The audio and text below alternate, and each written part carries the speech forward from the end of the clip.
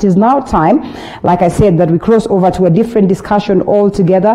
And coming back to the cartoon edition of the People Daily right here, my panel is on standby, or the panelists are on standby. Karl Marx Odhiambo and Denning Okato on standby to tell us more. So, gentlemen, I'll allow you to weigh in as I come to join you on this particular edition of the People's Daily Cartoon. And Denning, yes. There you go. You've been left by the president to deal with this on your own. So Wanjiku, you can step out, but remember COVID is out there waiting for you, and it is up to you to figure it out. Actually, that is the position, because if you do not make it known to Kenyans that indeed at this particular time they are on their own, Kenyans will not take it quite seriously. Yeah. And that is why the president actually had to use the word, let's say, the cessation of movement, the removal of somewhat the lockdown, is conditional on the ground that if Kenyans do not actually observe the protocols that have been laid down by the ministry, if Kenyans do not want to wear masks, if Kenyans will contribute to the purge in the numbers, then ultimately we'll have to go back to the lockdown. And so that is why you're being told, yes, live. Yeah. But be mindful that Corona is actually out there.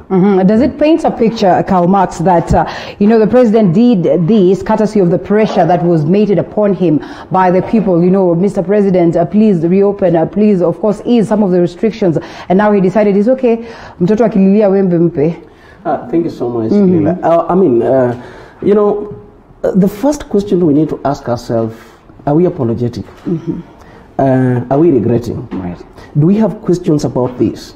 Was it ill-intended? And if the question is we are regretting, we are apologizing for ourselves, then that means there is something that we didn't do right from the onset.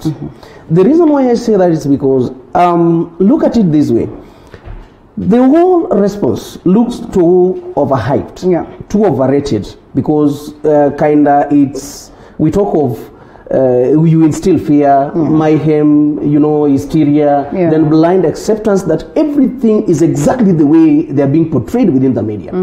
But the reality is, if you get to the markets, you go to shopping centers, you get to public transport, it's normal life they've been living. Right. But then, outside here, we are painting a picture like we are in another new order. Right. While that is not the reality.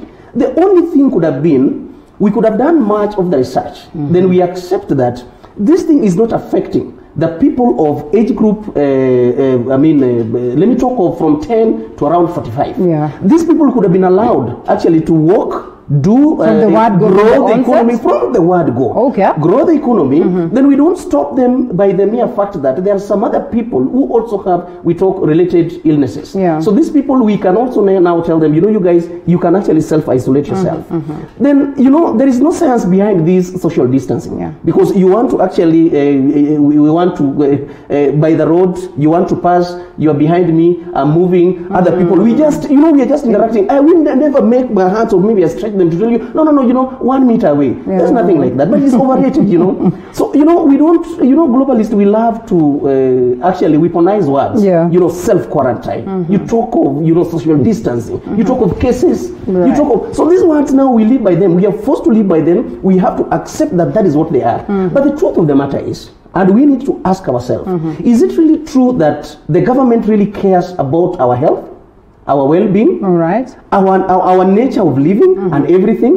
If where you are coming from, let's say a certain ward, do you have that hospital that in any case there is that rampant spread of the disease, people can get to be treated? Sadly no. Why would I then compel or maybe impel people to be locked down or stay home orders when I don't really care about, in case that thing gets out of hand, how do we handle it?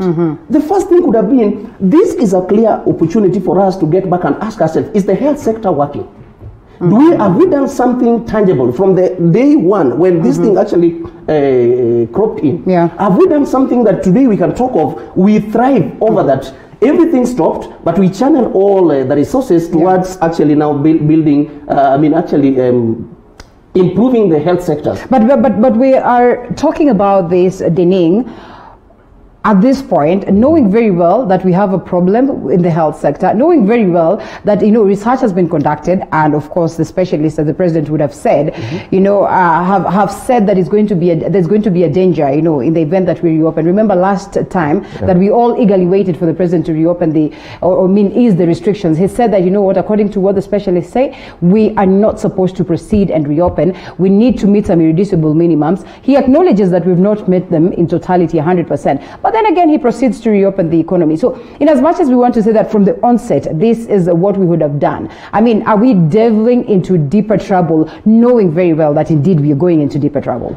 Well, Linda, whereas we appreciate the fact that the government took the initiative step of actually trying to contain, that is very appreciative. We really appreciate that, because it really helped us see indeed the import of having some restrictions. Because after all, the restrictions are actually somewhat global. It's not only Kenya that has had restrictions. But then I actually agree with Max to some extent, because when you look at it, look at the number of people, let's say in Kenya, who've passed on out of COVID, and it's a reality that we know, all of us, the fact that this thing is going to be an endemic thing, it's not going away at any time. It's just like the common cold, the way it came, and many people died, and then people started living with it. So once you appreciate that fact, then we come back to answer the question of the health sector. And this is where we come back and say that the government has really failed when it comes to the health sector. Because this is not the time when you continue the lockdown for 30 days so that counties can buy 300 beds each county. I mean, it's a sorry state of affairs, because there is no way you can say that health was a devolved function 7 years down the line since the first governors came into office, and this is the time when we can start buying beds. This is the time when we can start buying ventilators. Actually, you'll find there are counties which do not even have a single ventilator, and yet they have a governor. Yet the county assembly usually approves funds when it comes to the budget making process. So for me, we really need to take a back, revisit our health sector, and actually start thinking going forward what is going to happen, just in case, as they say, the health sector might become overwhelmed. What will we do at that time? And going away from the sad state of the health sector, I would have all right, briefly, yes, as we come into a different... more importantly, I think it is high time again we accept the reality that this disease is not going to disappear just because we've unlocked ourselves. This disease is not going away. We are going to live with this disease. But then, can we now accept that the entire nation needs to actually feel that we can do things normally? This word abnormally is making things to look so, you still fear people and make people look like the next minute everybody's dead in this country. These projections of like everybody's stuck on their medias. And for you to beat this, you want them to sugarcoat. Do you know what we need to do? We need to actually self-distance ourselves from the media. Because is it the media or is the information that is coming from the Ministry of Health? Let me tell you, if it is not the media who actually broke this information, would you have known about corona?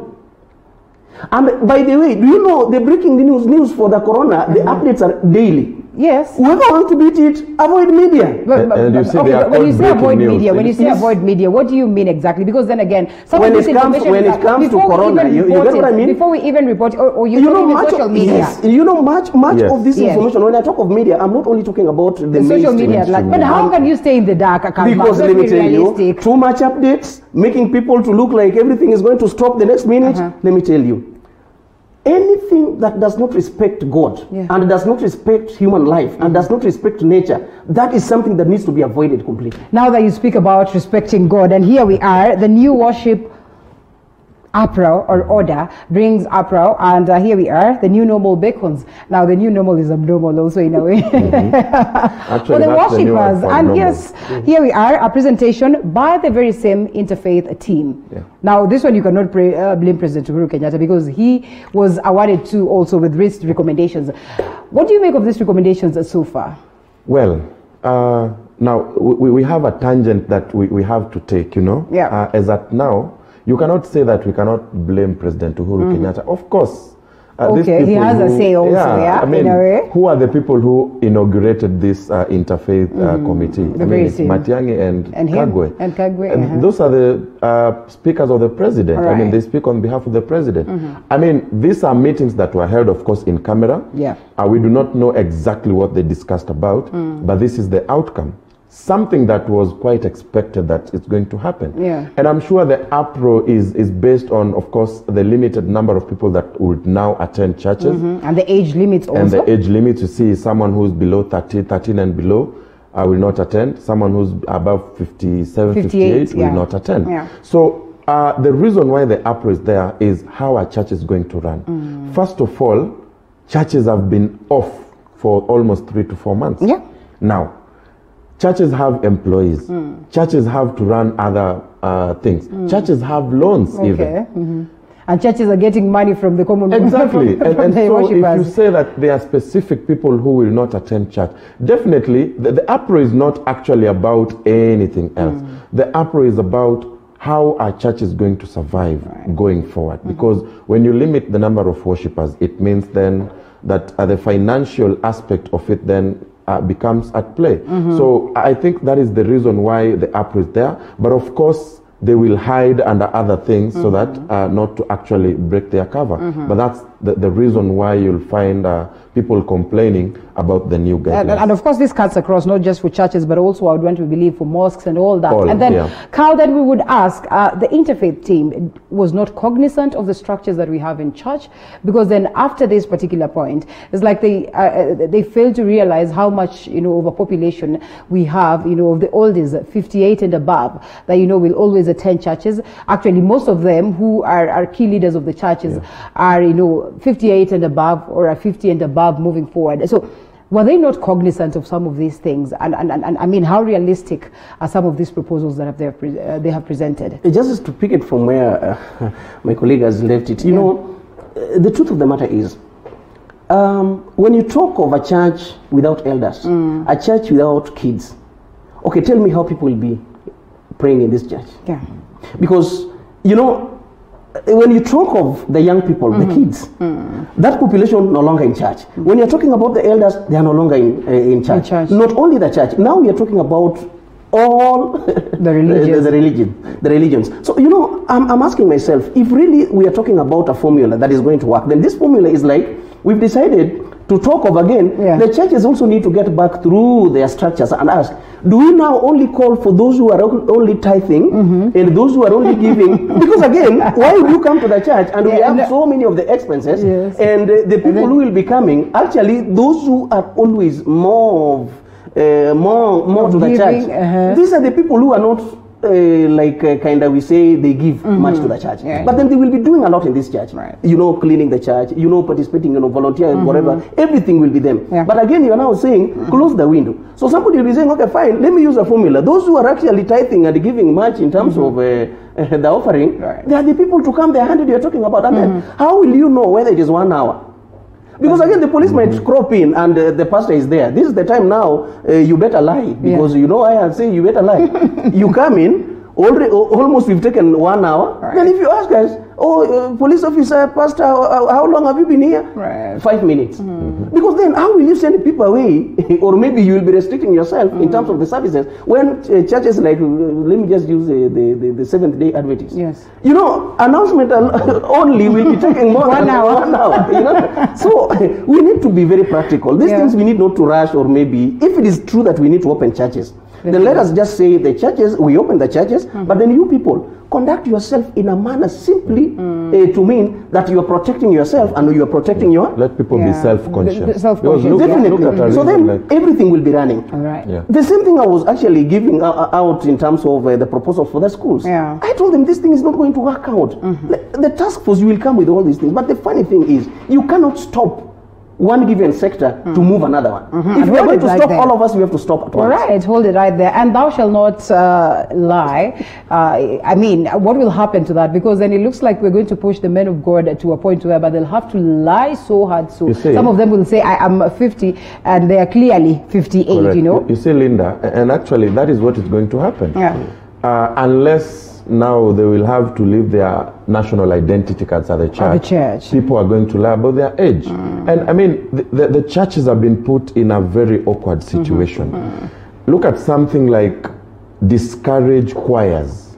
I mean, how can a church function without a choir? Okay. Because there is no way you can play a pre-recorded choir setting and expect it to hit as if it's in church. But we all thought that maybe the virtual sessions would not work, but they are working so well all the same. Look at the statistics. I mean, research has not actually been done on the results of it. Okay, and then you can always come in. Don't just like. Yeah, when it's done, you will realize that indeed it was not. Actually, I think it's 20% successful because the essence of, well, the church is not the building, but the essence of being in church is being together as believers, you know, being together and worshiping. So for me, there are actually some guidelines and protocols that have been given by the Interfaith Council, which I'm very certain they're going to be broken, and they are going to force the men of God or the people of the cloth, the men of the cloth, to really lie. Right. You cannot restrict a service to 1 hour. How about churches that really have, let's say, yes, 2 services, you can have 1 hour, but then there's a process in a service in church, you know. You cannot actually force them to hurry up on how they're supposed to do. So for me, as Max is putting it, you'll realize that most people will actually be saying, we've just done 5 minutes. Or it will now bring the normal thing that we are used to, the 50 shillings to the police officer, you know, and you see it's in church. All right, that's pretty much unfortunate. Let's look on that one, Carl, and come to what you were introducing us to, that is on matters education. And the dilemma is here. First of all, what would be your ratings on how Magoha has performed in handling this?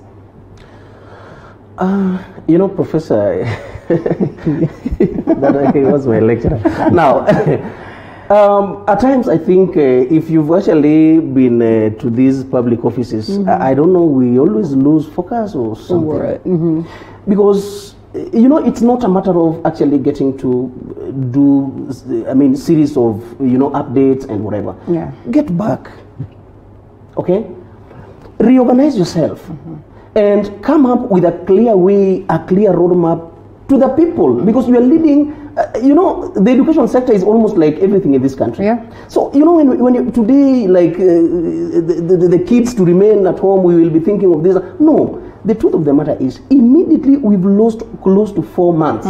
There is nowhere we can recover that. And we could have just, from day one, we could have just told our kids that, nothing will happen. Yeah. We will have to start from 2021. Because even if we talk of KCP or KCSE, Linda, let me ask you. Yeah. If you do your KCP today and the KCSE also done, okay, these people need to be promoted. Now, when you promote them, there are those people who are not actually moving. They were stagnated because to them, they didn't do any exam to make them promote themselves to another level. Yeah. So there is a gap. Where is the gap? We will be having a gap that the class 8 will not be there. And the form 1s will be double the number. Yeah, because these ones have joined them. And those who are supposed to be getting into baby class, you call them preschools, they are not. You will not be telling them to get back to the stomach. Right. So that they need to be reborn for them to, you get what I mean? Yeah. So the capacity for those who are joining will be doubled. Okay. Those who are supposed to be joining for 1 will be doubled, and the entry to the universities will also be doubled. Do we have the capacity? Right. And where will we get the students actually to fill the class 8s, the form 4s, and the whatever? You get what I mean? So the truth of the matter is, you cannot move one part and you leave other parts to be stagnated. Yeah. If it is a matter of stopping, we have to stop everything. Because again, if you go to almost all our universities, the lecturers, do you believe that 3/4 are actually above 50 something? Yeah. So where will we be telling them to go and teach, while the same people who are supposed to be teaching us are actually the people we are telling stay at home? The same primary section whereby you want to tell them, can you now, you people, high school and primary, you get to school. Right. The question is, now they will be going to school. Kids of age below 10 will never understand what social distancing is. They will never understand the 1 meter away. They will never understand what masking is. So you tell them that the break is there, everybody is like, You know, so once that has now hit them, where will they be taking this disease? So the age group that is supposed to be moving does not understand it. The people who understand it are more vulnerable. So the problem is we need to now make people, Kenyans, I mean not only Kenyans, I think the whole world now, we need to accept that the disease is here. Can we live with it so that we actually, bold to the disease to a point that we can now live and we move on. All right. And speaking of moving on, do you suppose that CS Magoha then, who wouldn't have treated us to all this, addresses every other time, that it was bound to happen, that this would be pushed to probably next year? Why did it take him so long to... When you observe Magoha's personality, I think at times he speaks from his own mind, without actually waiting to get expert opinion. And this is what has been. He goes to Nakuru, he tells us KCSE might be done in April 2021. He goes to another place, he tells us there's a possibility of opening schools in September. He goes to, now, yesterday he says, now they will do KCSE and KCP later in the year next year. As much as Magoha is serving at the pleasure of the president, the president should not actually police him, he's a cabinet secretary. He has all the powers he needs to come up with stakeholders and form committees and commissions to give him expert opinion. What have these people been doing? Because they've been meeting. They've been meeting. I'm sure there's some allowances that are given to sit in that meeting, So I would actually say he has been treating us to, I don't know what correct word to use, but it's not the proper thing that a cabinet secretary should have done, because there is no way you can be telling Kenyans a different news every day, yet you are a cabinet secretary. You leave those to undersecretaries, but a cabinet secretary should speak from a point of information. And that is why the question is asked. What is the formula that has been used to allow TVET and universities to reopen in September? Gradually. Exactly. Yet, high schools and kindergartens and all those are not happening. What is the formula? This is the information you need to give Kenyans. Do not just come there and give us an order that you are not going to open schools until January. Actually, this is now stress to the parents. You can imagine those who had paid school fees for the whole year, So apart from stressing the parents, look at the double intakes that are going to happen. I mean, what is going to happen to these Form 4s and Class 8s? Are they going to go back to school?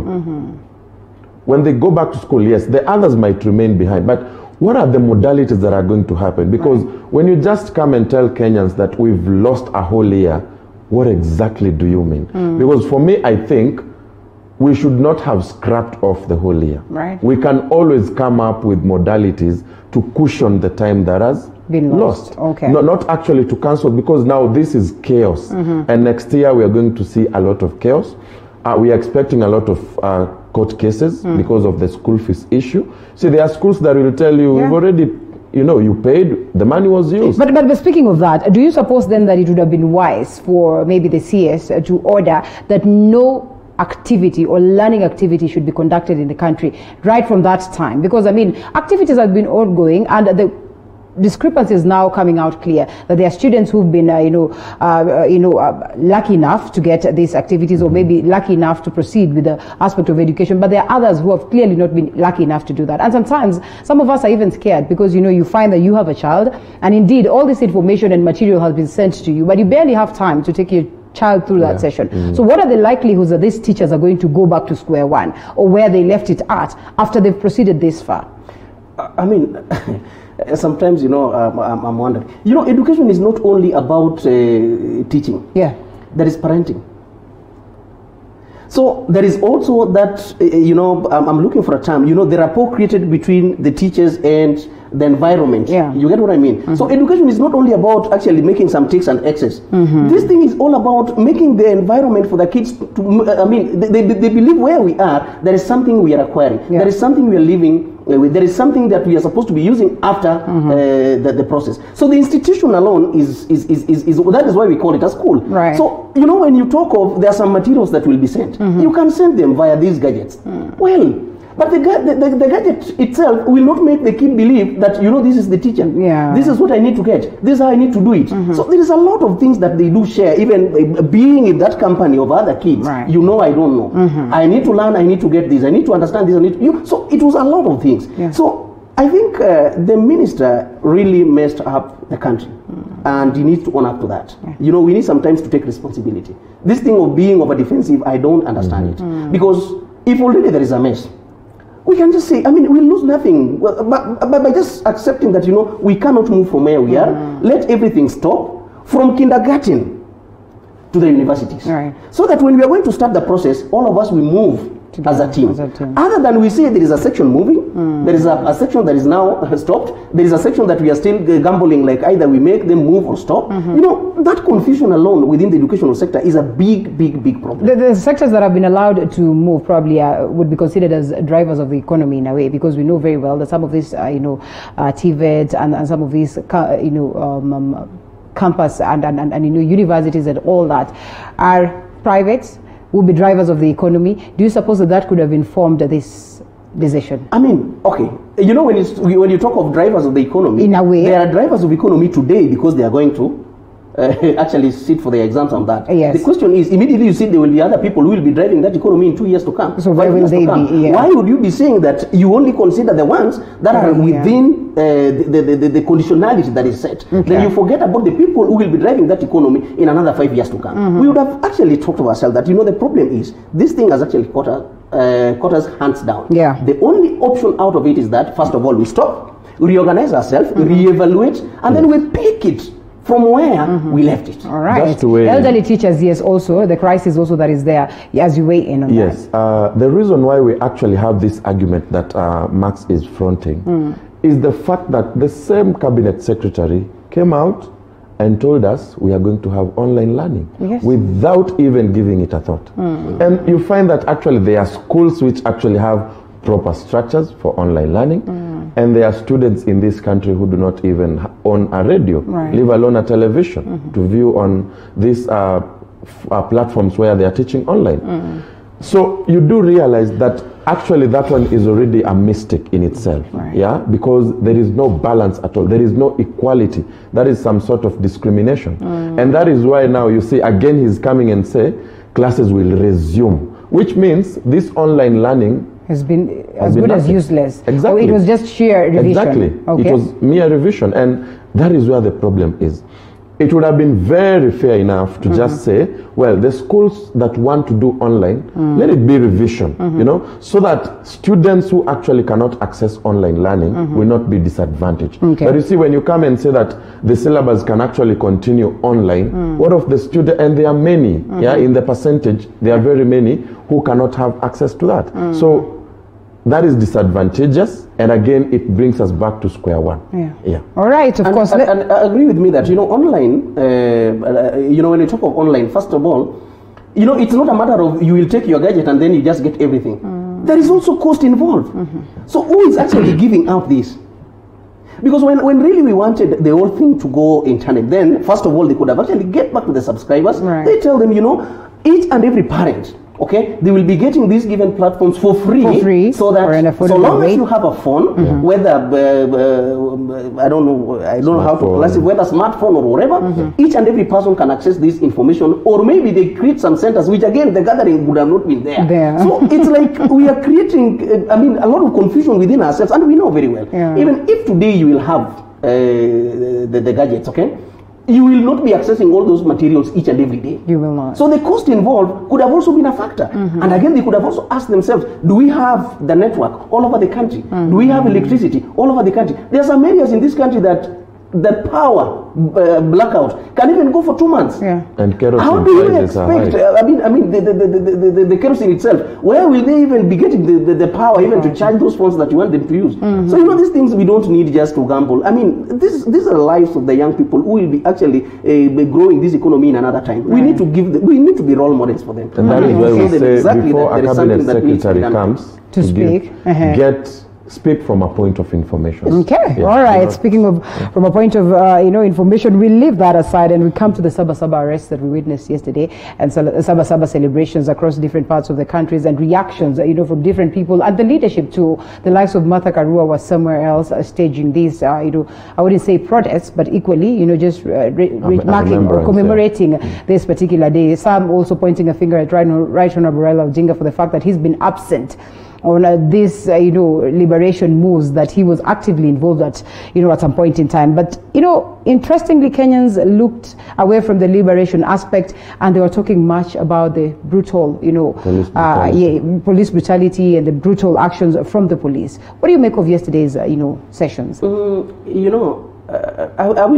will just get it back from the time when we talked about putting the masks and all these stuff, and curfew and all that. You could see that we are dealing with we call discipline forces, and this is a service, it is not a force.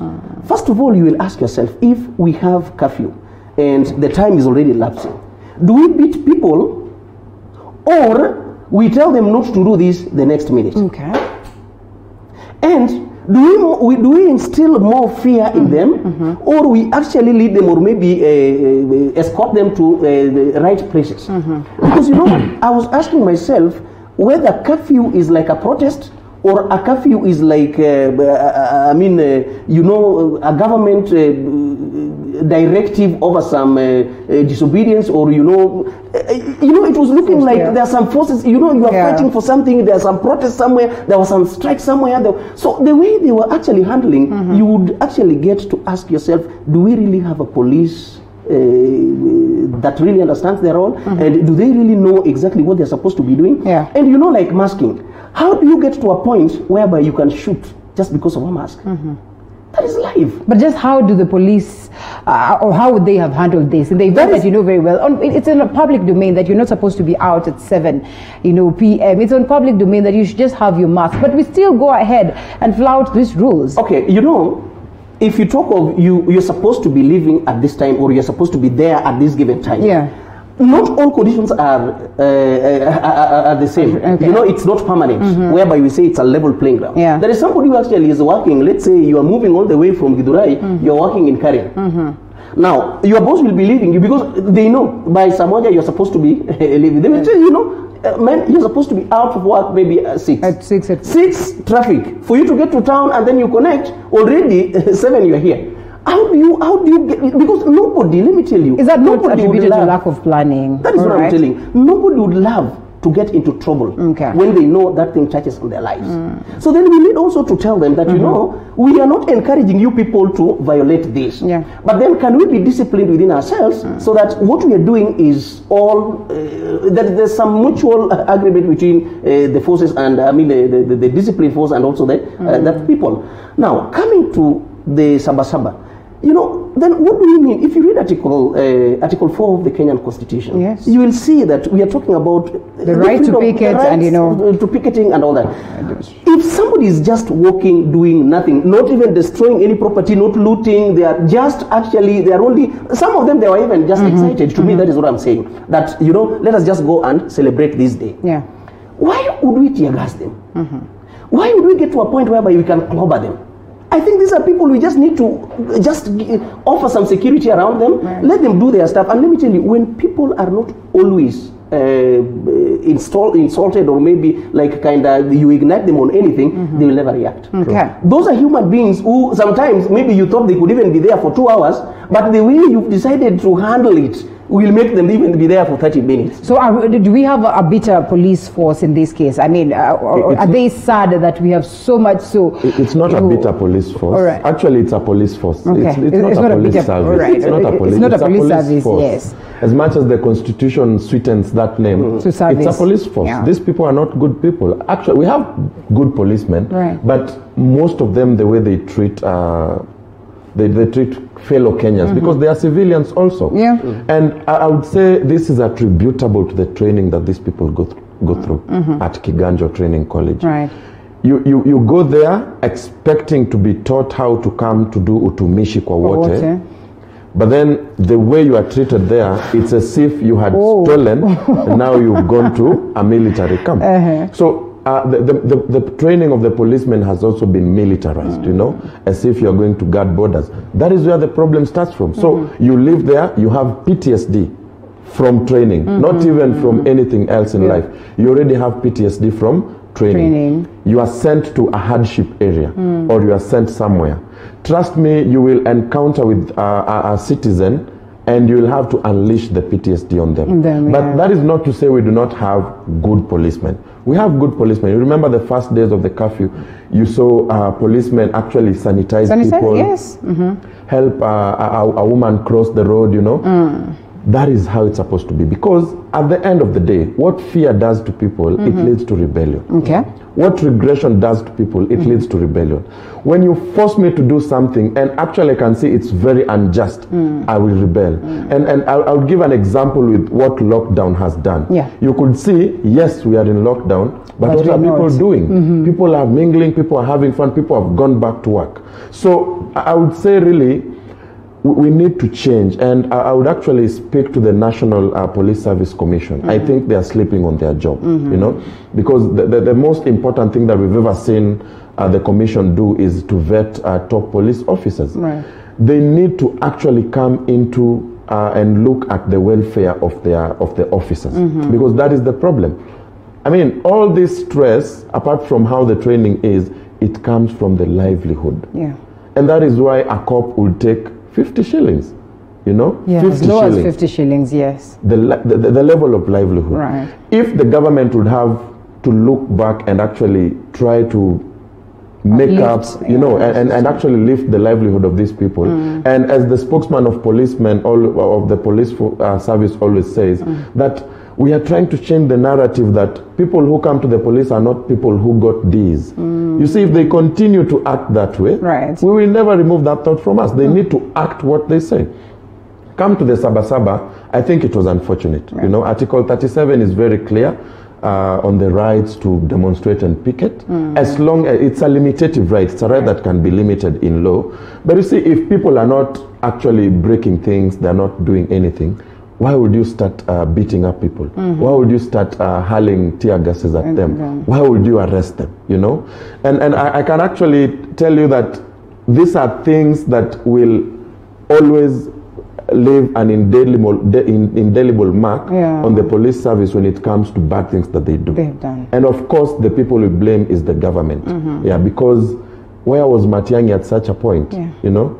Because I'm sure maybe, well, if Raila Odinga would have been there, maybe it would have been slightly different. But just because it has been organized by an NGO and other people, you decide to tear gas people. I mean, it's quite unfortunate in this day and age, in the 21st century, when we have a transformative constitution. And of course, they are picketing in about 30 seconds or so, you know, in search of justice. Is justice nigh at all? If we're talking about justice for Baby Pendo, justice for all these people, Yasin and all that, is it nigh in any way, in as much as we picket and demonstrate? You know, at times, you know, when you want to send a message, it doesn't matter how you actually put the how you actually express yourself. The most important thing, if you are not violating the rights of other people, then you are free to actually express yourself, because these are rights that even UN, I mean, everything is always catered for. But the problem with our, you know, now we no longer call them the police service. The problem is that it seems like they always believe that anybody who does anything contrary to their minds, you know, there is a way somebody consumes everything within their mind. They think that this is not right. The only thing they believe is that everybody must always do exactly what they want. But you know, don't force people. Always dialogue with the people. Tell them exactly what you want and what they want, so that you people, you can have a compromised way of engaging. And my worry is, if we are not going to have our police officers getting to understand that the training they're undertaking is for the benefit the benefit of all of us, and not to actually create some enmity or some buffer zone between the citizens and them, their number is even limited. You know, they're just breeding some revolution with the citizens. Which is there is a point them, yeah? that the number of the forces, even if you add the total number, they will not even get to around 500,000. You are talking, you cannot counter with 54 million. These people are just not trying to be radical, but you are radicalizing them. Okay. Through the process of actually always instilling injustices, fear, and most of the time, you know, you don't care about how you can break somebody's hand. You cannot. This, because one thing they need to understand: these are our brothers, these are our fathers, these are our sisters, these are our mothers. Why would you treat somebody else like an enemy while at the same time your sister can also be beaten in another area? Your mother can also be beaten in another area. How will you complain? How will you seek for the justice? Because the same time you know what you're doing. You know, life is like a merry-go-round. You know, by the time you believe that I can actually clobber somebody in Nairobi, you will be having your son. Right. Actually, in a university, let's say in JKUAT. During the protest, that will be the person to suffer. Because you are doing this while thinking that it's benefiting you, or you come to just thump, you know, we did this, we did that. The problem is, every given seed that you plant, you will always reap for it. All right, interesting. And speaking of Baba and the BBI processes, now there's a hullabaloo or some bit of talk that is more of negative on BBI. And yes, ODM crying foul that Jubilee in a way wants to impose their way. I mean, was this bound to happen? You see, when you want to slaughter a chicken, you throw maize. Kut, as Baba would say, kut, and then you're getting it. Then you capture the chicken and slaughter it. I mean, you see, politics is just a game of the mind also. Just as we say, it's like chess, you know. Everyone is waiting for the checkmate. I would say that, of course, the fact that the president saw something. And the best way that would have happened was to, of course, bring in Raila Odinga to bring tranquility in the country. And once tranquility now steps in, once everyone is comfortable, you strike. It was very expected. It was very expected, as much as they are saying it's not true, but it was expected. And we are going to see more of that. You see, at the end of the day, it's shaping up of the politics. Just as we say in politics, we do not have permanent enemies, permanent friends. That is how it will happen. Right now, Raila Odinga and Uhuru Kenyatta might seem like the greatest brothers, you know, how they appear in public and such like things. But at the end of the day, these people are politicians. Everyone is playing their own cards, either hidden under the table or fake cards on the table. And so at the rightful moment, the cards, the master card will be unleashed, and we'll see the winner. So for me, because it's an ongoing process, and the plan is in progress, we are going to see more and more of this. And we would want to say it is not true, but when you see the chairperson of ODM, that is John Badi, speak, when you see the likes of Junet Mohammed speak, then you honestly would be so foolish to imagine that there's nothing like this that is ongoing. So Badi out here blaming Jubilee Party, the composition of two key House committees, putting in that Jubilee's party's proposed appointees are clear picture that the BBI report will be frustrated. Junet Mohammed equally saying that indeed this is frustration, and Jubilee is trying to force, you know, issues down the throat of ODM. I mean, again, does this speak of a situation where we are looking at a BBI that is only of the interest of ODM and Jubilee? You know, the problem, and the biggest problem we always have with the political succession is the person or the big man rule. We call them I think is it pluralism? The point here is that by the time you will always get these jitters, and like, you know, we were together, we were working on these. Politics, there is nothing called memorandum of understanding. There is nothing we call coalitions or alliances. These are just interests that are always coalescing together. Correct. So immediately one will realize that the interest is not actually going to favor them. That is when they will say that we've been betrayed. And that is why the betrayal is always the dose for the so-called memorandum of understanding, or maybe these coalitions and alliances.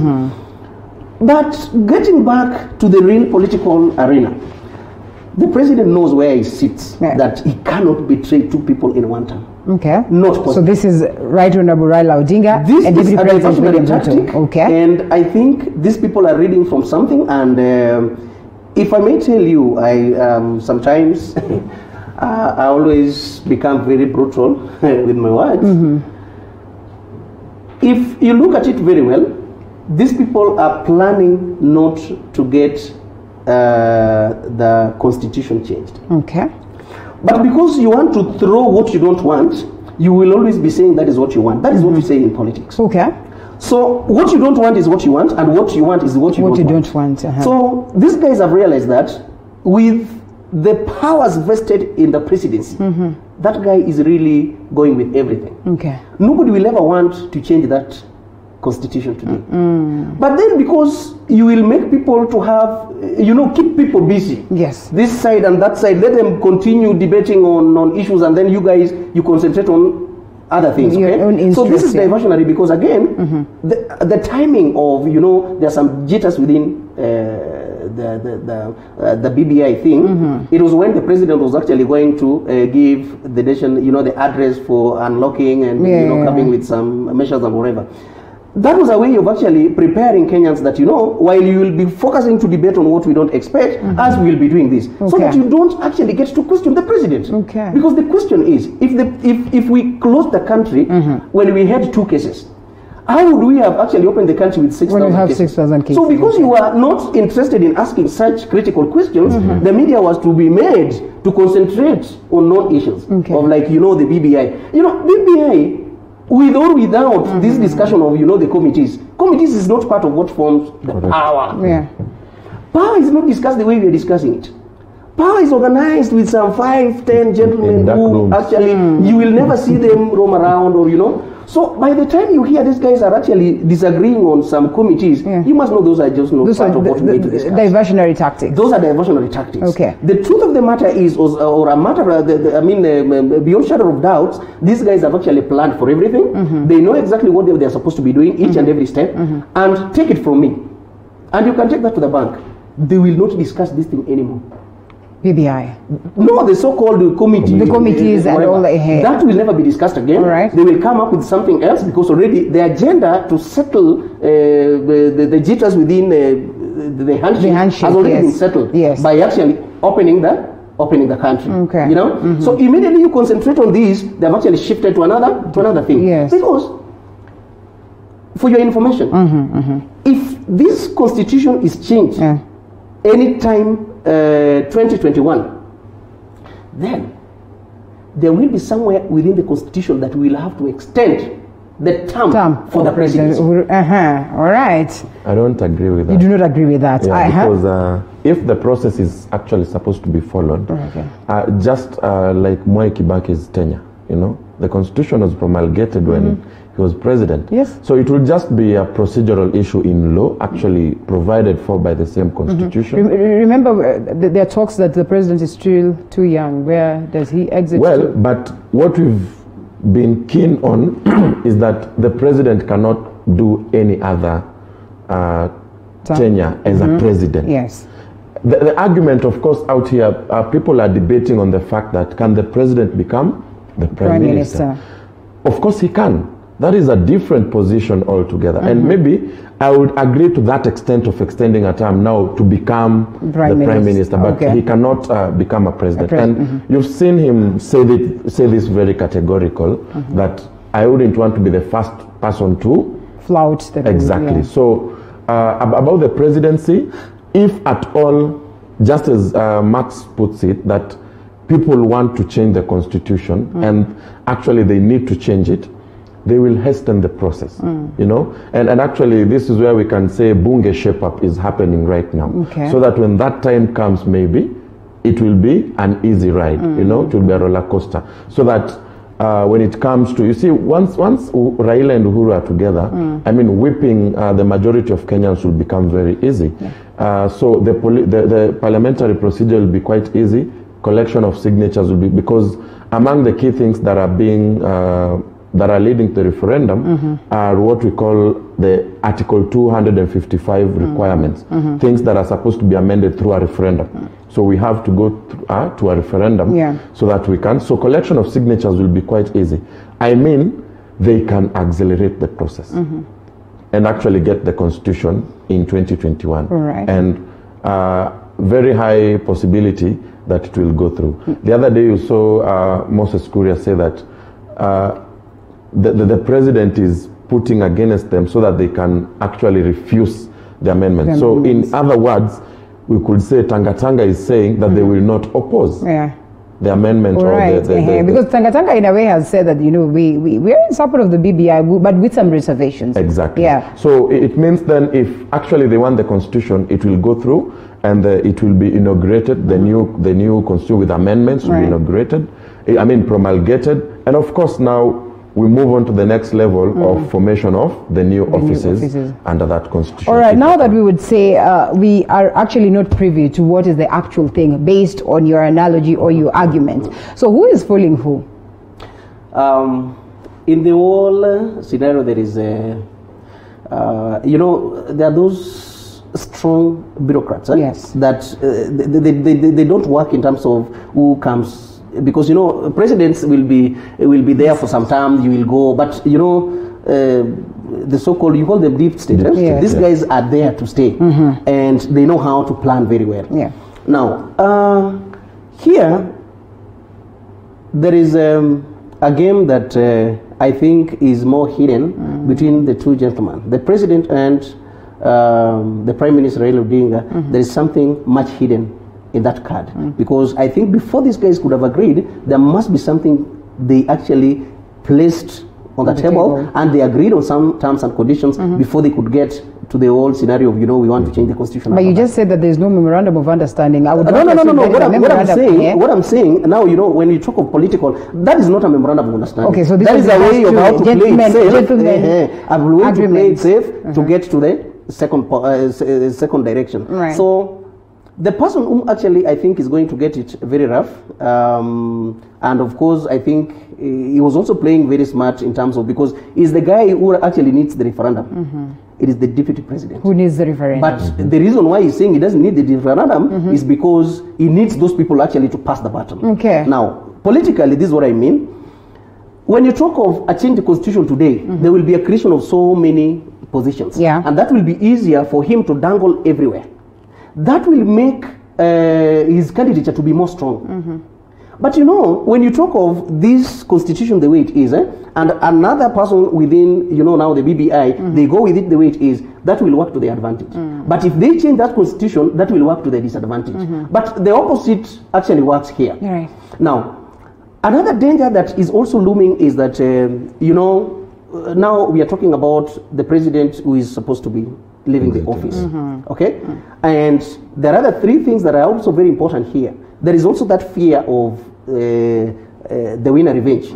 You understand? There is also another danger here that we talk about the strong, the broadly, policy, foreign policy packages that actually determines who exactly becomes the president. And the third thing is also a point whereby now the bureaucrats come and then they become very hesitant in terms of who takes, or maybe in terms of the change of leadership, who exactly do we need? Okay. So the three things will determine exactly how do we now devise institutions that can serve the interest of the few, not the majority, the few, and they will get back and also get to a point whereby now they can shift the voting pattern. Your vote, by the way, does not count.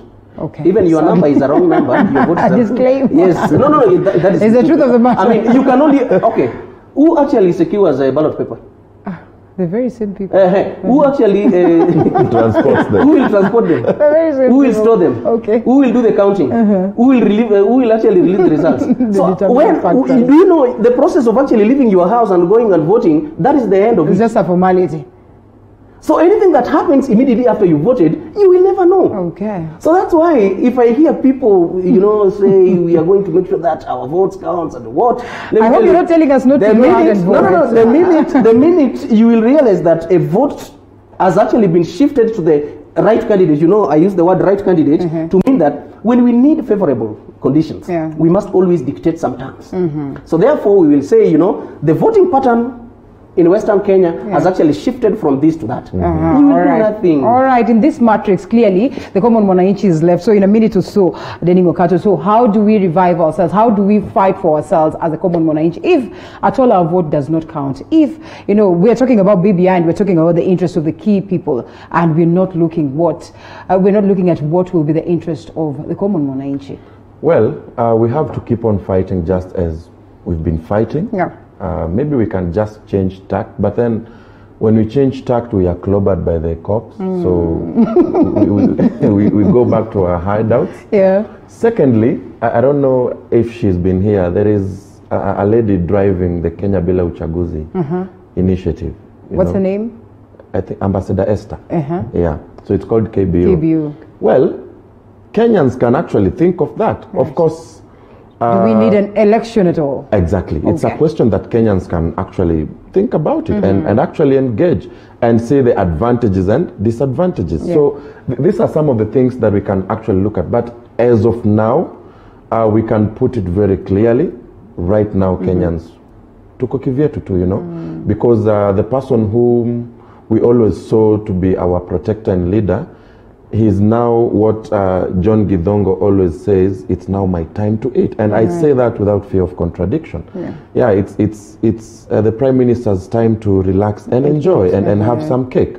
So we are now alone. No one is assisting us. Of course, the Deputy President would not picket on our behalf. He's still a member of the presidency. So of course, he would not bring in such things. But we expect now people like Moses Kuria to now come out and actually, because now they are calling themselves the opposition, quote unquote, let them come now and actually fight for Kenyan Mwananchi, just the same way Mudavadi is saying he's now the official opposition leader and he can never join the government whatsoever, even if whatever carrot is dangled. Let us see this, because we are at a bad place and we need someone to speak. Well, if at all the opposition equally speaks for the interests of the people, is something that is still in question all the same. We are winding up, Carl. We are winding up. Just 1 minute. Okay, not less than 1 minute. Yes. I think the biggest problem we have are the political parties. Now, look at it this way. What if we can actually get out of the political parties and we now talk about the values, the principles of, like, when we are going to the ballots, we don't actually give the political parties more power than what we have, so that they dictate for us exactly who to be where and at what time. Then lastly, we also need to get our parties to be weakened.